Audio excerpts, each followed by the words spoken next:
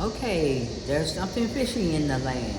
And what was fishy is we had this case that we thought was about fishing, but it was some other undercover brothers that was hiding it, and they used that fishing story for what? They used that fishing story as an excuse to cut down the administrative state known as the federal government. As the federal government. Yeah. So what did they, and that decision was the Chevron decision. What did that do? What it did was it stripped away power from the federal agencies back to the courts. Back to the court. The Supreme Court, the judicial system, which really didn't have that much power, did they? No, they did not. They were supposed to interpret the laws like John Roberts called balls and strikes, like an umpire. But he struck out because basically he didn't have his crew under control. No. And so he let them, and really, people really thought that John Roberts was really conservative. So what do you think happened to him? He ain't no conservative at all. He lied. He lied? You think he's flying his flag upside down? Yeah, I think he's flying upside down just like Samuel Alito. And who else? And Clarence Thomas. So when that decision came down and they cut the Chevron decision, tell them what they actually did.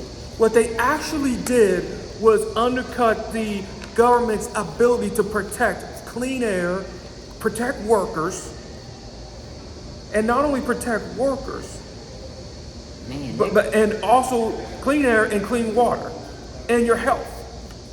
well, there was a lot of agencies that was going to be cut out, right? Yes, a lot of agencies. And we'll get to that on the next take. So the Supreme Court, they weakened federal regulators, overturning decades of Chevron decision. So It could be 40 years to be exact. So they just didn't decide this like yesterday. They've been planning this for a long time, right? Yeah, they've been planning it for years. This is years in the making. It says the Chevron decision, fishermen sued over federal rules requiring them to pay for independent observers to monitor their catch. The fishermen argued that the 1976 Magnuson-Stevens Fishery Conservation and Management Act did not authorize officials to create industry-funded monitoring requirements, and that the National Marine Fisheries Services failed to follow proper rulemaking procedure. In two related cases, the fishermen asked the court to overturn the 40-year-old Chevron doctrine, which stemmed from a unanimous Supreme Court case involving the energy giant in a dispute over the Clean Air Act. That ruling said judges should defer to the executive branch when laws passed by Congress are ambiguous, confusing, difficult, or conflicting. Yes. When it's confusing and conflicting, you need the bureaucrats that studied for years to know what the hell they're talking about. So you mean that if it goes back to the Supreme Court, which isn't the experts, this is going to really be a mess. And it's going to be worse than a mess. It's going to be way worse. So in the decades following the ruling, Chevron has been a bedrock of modern administration laws requiring judges to defer agencies' reasonable interpretation of congressional statute. So where Congress at? They're just out playing somewhere? They outsourced it to the federal agencies in the first place. Wow. So we got to remember these names. But the current High Court, with a 6-3 conservative majority, has been increasingly skeptical of the powers of the federal agencies. Let me just rephrase. Conservative means to conserve, and not status quo. These are not conservatives. These are radicals. They're changing back to the 1800s. So they're not conservative judges at all. If you look at the true definition of what a conservative really is. Okay. So Justice Brett Kavanaugh, Clarence Thomas, Samuel Alito, and Neil Gorsuch has questioned the Chevron decision. Ironically, it was Gorsuch's mother, former EPA Administrator Ann Gorsuch, who made the decision that the Supreme Court upheld in 1984. And this was Gorsuch's mother was the one that tried to destroy the EPA. So son just carried it out. Yeah, he just carried it out. And he grew up out of that hatred. Wow. Yes. So what's at stake with a closely divided Congress, presidential administration, have increasingly turned to federal regulations to implement policy changes. Federal rules impact virtually every aspect of everyday life, from the food we eat and the cars we drive to the air we breathe and homes we live in. Good Lord. Now these suckers are gonna be controlling the air we breathe. Now, yeah, controlling the air that we breathe. That means, remember back in before the EPA, remember the smog during the Nixon administration before the EPA? What was that, the gas emission? Yeah, the gas emissions, yeah. And here's the thing about climate change. If the temperature changed to 1.7 degrees and up, that means our planet is not even livable. Jesus. President Joe Biden administration, for example, has issued a host of new regulations on the environmental and other priorities, including restrictions of emissions from power plants and vehicle tailpipes and rules on student loan forgiveness, overtime pay, and affordable housing. And he has really came in and tried to really put a lot of laws in place, while Congress is over there doing absolutely what? They're not doing absolutely anything. They don't care. And they don't care. And it's like the Republicans in Congress, they don't want you to do nothing. So here we got people that's saying, Congress that is basically saying that they govern. So they don't govern at all. The Republicans don't want to govern. That's the period. The Democrats that try to govern are blocked, okay? Those actions and others could be open to legal challenges if judges are allowed to discount or disregard the experts of the executive branch agencies that put them in place. With billions of dollars potentially at stake, groups representing the gun industry and other businesses such as tobacco, agriculture, timber, and home building were among those pressing the justices to overturn the Chevron doctrine and weaken government regulation. The U.S. Chamber of Commerce filed an amicus brief last year on behalf of the business group, arguing that modern applications of the Chevron has promoted, which they said falsehood, aggrandizement, made it greater or larger than what it really was. That's kind of narcissistic behavior of the executive branch at the expense of Congress and the courts. David Doninger, a lawyer and a longtime Natural Resource Defense Council official who argued the original case. More than just fish. Here we go. It was more than just fish.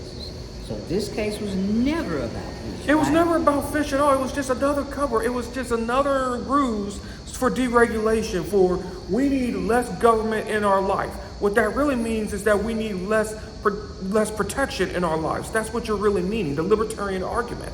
So this is the cloak and dagger of the backstabbers. Right? Yes, the cloak and dagger of the backstabbers. Yes, correct. Smile in your face. Yep. So Meredith Moore of the environmental group Ocean Conservancy, instead of business and other interest groups, used the herring, which was a herring fishery, to attack the boundaries of the public agency that serve the American public and conserve our natural resources, she said. The court ruling will likely open the floodgates to litigation that could erode critical protections for people and the environment, Moore and other advocates said. So here we go. Open the door, Richard. Here we come. Because it's going to be hell. All those agencies, the court's not suitable to bring all these cases. And they're not experts. They want the government to fail. That's what they want. And then when these rulings go to Congress, they're going to dump. They're going to duck. They're going to duck. Well, the Republicans in Congress are going to duck it. The House and the Senate and the conservative Republicans, they're going to duck it. So for more than 30 years, fishery observers have successfully helped ensure that our oceans are responsibly managed so that fishing can continue in the future, said Dustin Kramer of Oceana, another conservation group. He called the case just the latest example of the right trying to undermine the federal government ability to protect protect our oceans, water, public lands, clean air, and health. And we talk about it at health, not just your physical health, but your mental health as well. And when you don't have clean air to breathe in, you're pretty much dead. Not only dead, think about all the kids that have And think of asthma, that, I have asthma. I am an asthmatic too. Okay? respiratory problems. Respiratory problems. West Virginia Attorney General Patrick Morrisey called the decision a fitting follow-up of a 2022 decision in a case he brought that limits the EPA's ability to control greenhouse gas emission from power plants. The court held that Congress must speak with specificity, to be specific, authorities to regulate on an issue of major national significance. Morrisey, now the GOP nominee for governor, that figures, called Chevron a misguided doctrine under which courts defer to legally interpret statutes put out by the federal government agency. So Morrisey walks in the door, and he does what? He sued just to keep the EPA from limiting smog to pollute our air. And now he might be governor of West Virginia too. Dang. Because he wants jobs of clean coal. There is no clean coal. Okay? So there was a shift in judicial power. Yes. So in that shift, the Supreme Court ruling will almost certainly shift power away from the executive branch and Congress and toward the courts, said Craig Green, a professor of Temple University, Beasley School of Law. Federal judges will not have the first and final word about these statutes and what they mean. That's a big shift in power. So they basically had no power, now they're taking all the power. And so who's gonna be running the country? The one that's going to be running the country is not going to be the predecessor if he gets reelected. It is going to be the Supreme Court, and not only the Supreme Court, but the business interests are going to be running the country. It's going to be like a plutocracy. Okay? In what some people observe, see a historic irony. Many conservatives who now attack Chevron and celebrated it, the late Supreme Court Justice Antonin Scalia has among those who held the original ruling as a way to rein in liberals. Conservatives believed in this rule until they don't, Green said in his interview. So, if you weaken the federal government, you get less government, Green said, an outcome that many conservatives, including those who backed former President Donald Trump, welcome. His name is everywhere, but yet and still, this is the same person that say, I don't have nothing to do with this. He had a lot to do with it. You got his own people that wrote chapters in Project 2025. And one of the Project 2025, what they're going to do to federal workers, they use a program called Schedule F. If you ever heard of Schedule F, that means they were going to use all the bureaucrats that were 2.5 million people and turn them into political appointees and fire them at will. They will turn the federal government from good faith, where you can't not get fired unless if it's performance, to at will when they fire you if they don't like you, to at will. Good Lord, this sounds like some stuff out of the Night of the Living Dead. If this is not a Nightmare on Elm Street, this is absolutely horrible. And people need to wake up. They need to read. They need to get on track, because this is absolutely frightening. This is scary. So Frightening ain't even going to be the word. It's worse than frightening. It's life and death, literally. So Vondell, what would you tell all the young people and people out there for this term voting? What I will be telling the young people is get out and vote. Get out and read. This is no time for foolishness, because our future is at stake. Your kids' future is at stake. This is not just for this election. This is a fight for the next 50 years. The next 50 years. If we choose wrong, we're going to be living the consequences for the next 50 years. And you know what?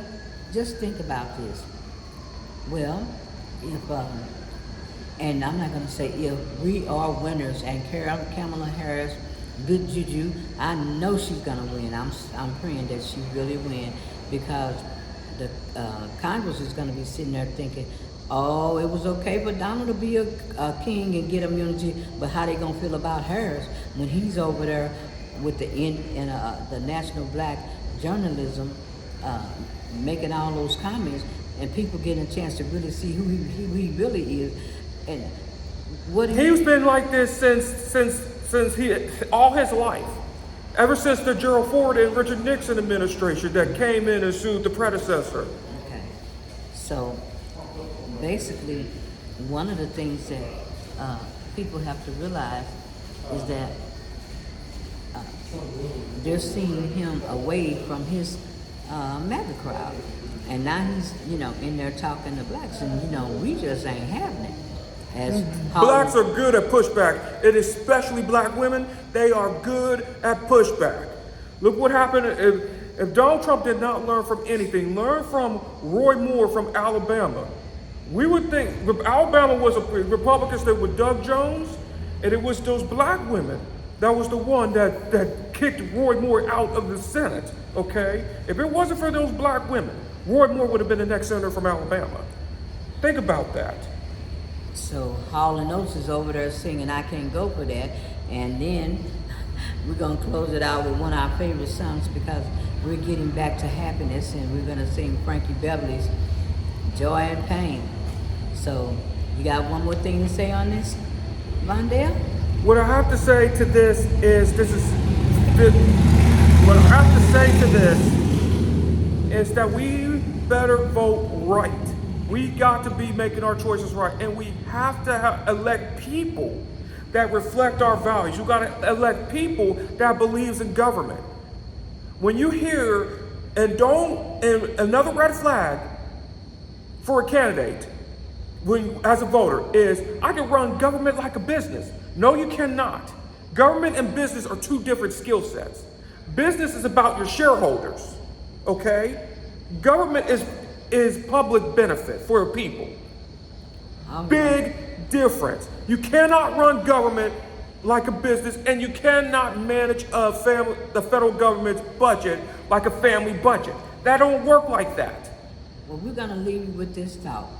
Since this was a great debacle for the predecessor, somebody needs to step up with the balls, tenacity, and guts to say, okay, predecessor, you are not fit to run for the President of the United States. And he is not fit to be a human being. He is not fit to even run a business, let alone be President of the United States. Because also being a business owner is also character and working together, okay? He screwed many people, business people, partners, and employees. He's not fit to run a business, let alone be the President of the United States. Well, we're gonna go, because we said that once before. Well, I'm gonna give a special shout out to, I think it's George Conway. Ain't that Yeah, I'm gonna give a special shout out to George Conway. And Out of Monaco? Yeah, because George Conway said that he had to learn and understand who the predecessors were. Well, we're the lucky ones. We got a lot of answers for you on that one, because that's something that we've lived. And to be honest with you, I really kind of feel sorry for the heirs that this foundation and the judges, the Supreme Court, to latch on to him, because guess what?